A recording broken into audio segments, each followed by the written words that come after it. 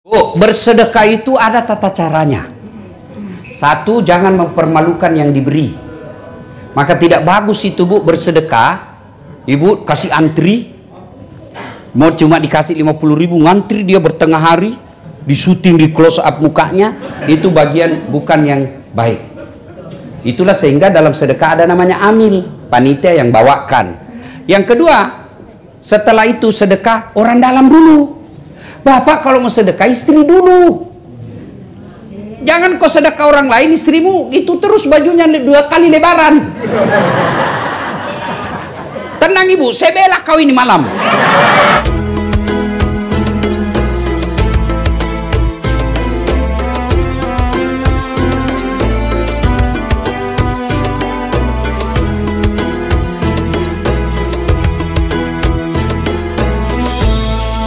Waktu masih 15 menit kita gunakan untuk tanya jawab. Silakan.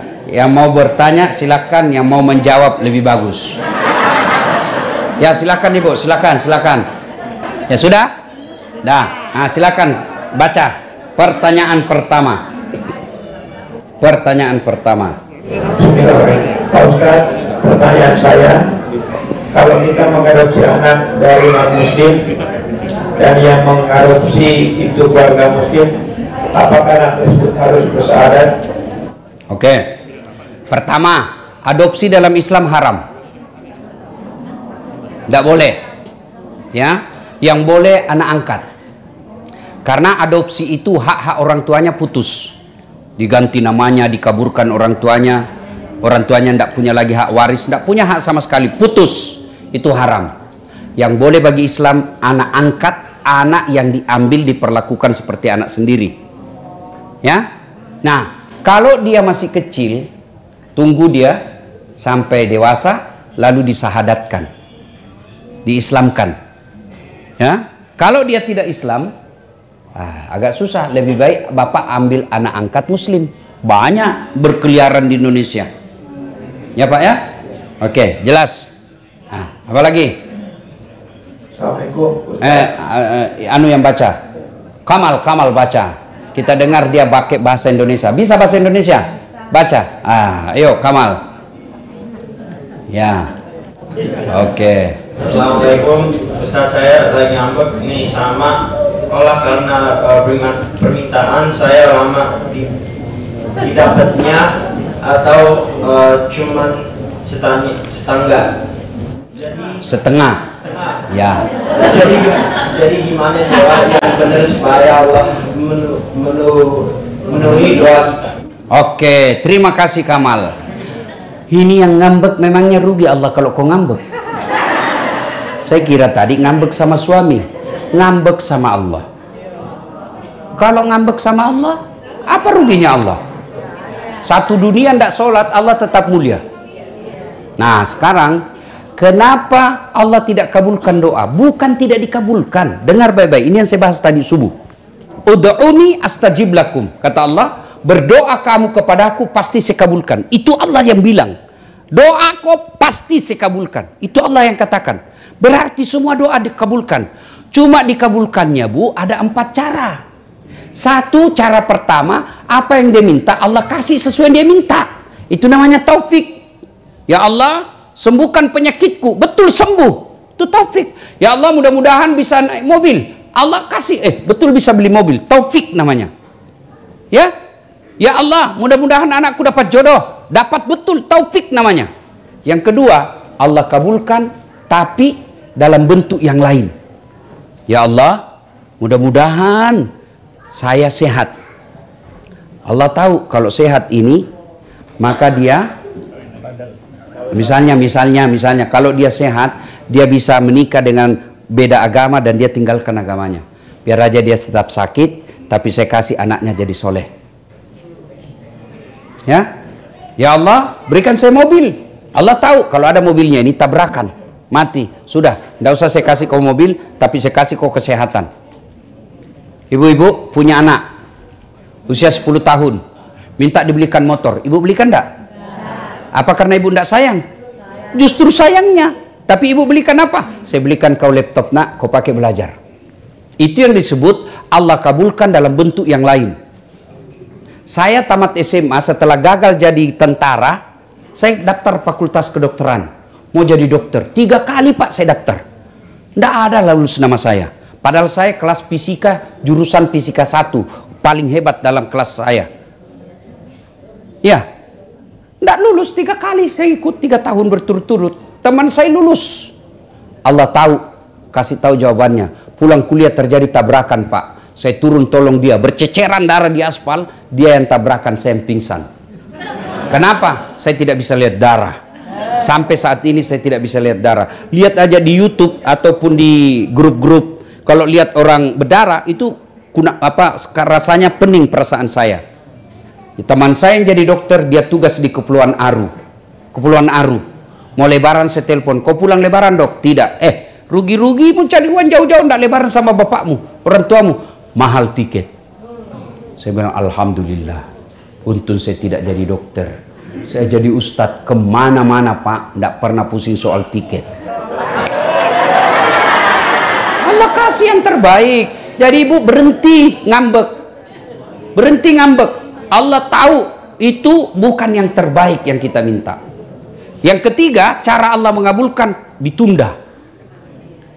Ibu tahu Prabowo berdoa sejak 2014. Jadi apa? Presiden. 2014 sudah minta presiden. Lawannya sama Bapak Joko Widodo. Iya toh? Enje. Siapa yang menang? Bapak Joko Widodo. Siapa menterinya? Bapak Prabowo. Tapi 2024 baru Allah kasih. Kau baru presiden sekarang. 2014 minta, Allah kabulkan 2024. Nabi Zakaria minta anak sejak usianya 21 tahun. Kapan Allah kabulkan? Usianya 90 tahun. Berapa lamanya itu Bu? 69 tahun minta. Padahal itu Nabi, tidak pernah bohong. Sholatnya bagus, ibadahnya baik. Nabi penerima wahyu. 69 tahun baru Allah kasih. Kita berdoa pagi, mau dikasih besok. Baru sholatnya putus-putus. Emang ada orang dalam?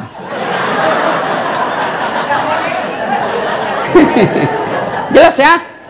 Yang keempat, Allah tunda sampai hari kiamat, sampai di akhir nanti. Kan dijelaskan ada orang dikasih hadiah oleh Allah ketika Nabi ceritakan, nih saya kasih kamu. Dia bilang, ya Allah banyak betul kau kasih saya. Ibaratnya amalnya 5, Allah kasih 5.000. Kok banyak betul? Allah sampaikan, wahai hambaku, itulah doamu yang saya tidak kasih ke waktu di dunia, baru saya kasih sekarang. Jadi doa jangan sangka buruk. Rugi Bu kalau ngambek sama suami masih ada harapan. Kenapa? Boleh ganti. Ya toh? Betul. You understand? Thank you very much. Ada lagi? Ayo, tanya lagi, baca lagi deh, Kamal. Ya.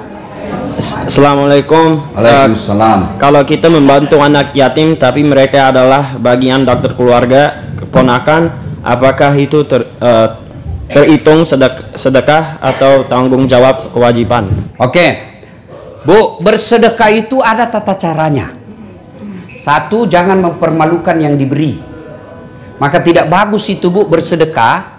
Ibu kasih antri, mau cuma dikasih 50.000, ngantri dia bertengah hari, disuting di close up mukanya, itu bagian bukan yang baik. Itulah sehingga dalam sedekah ada namanya amil, panitia yang bawakan. Yang kedua, setelah itu sedekah orang dalam dulu. Bapak kalau mau sedekah istri dulu. Jangan kau sedekah orang lain, istrimu itu terus bajunya 2 kali lebaran. Tenang Ibu, saya bela kau ini malam. Bajunya mewah, istrinya sudah 4 kali pulang kampung tidak pernah baju baru. Bukan suami yang baik itu. Kau sedekah ke orang, suami istrimu dulu. Supaya apa? Dia taat. Itu istri Pak, tidak penting dia kau selalu hadir, yang penting ada duitnya. Tidak percaya kau dengar, ibu-ibu, biar suami tidak pulang, yang penting ada nah, dengar kau. Uang yang dia cari, bukan kamu. Ya toh Ibu. Nah, jadi sudah itu penuhi dulu kebutuhan rumah tangga, penuhi dulu kebutuhan anak, istri, Sudah itu baru saudara. Jangan sampai saudara kita menjadi fitnah. Kayak betul itu saudaranya di Los Angeles, tapi saudaranya di kampung mau makan kada ada makanan. Itu jadi fitnah. Makanya sedekah itu lebih utama kepada keluarga dulu. Ya, bagaimana kalau kemanakan? Lebih bagus lagi, Bu. Ya, jelas? Oke. Pertanyaan berikut, Kamal. Oke.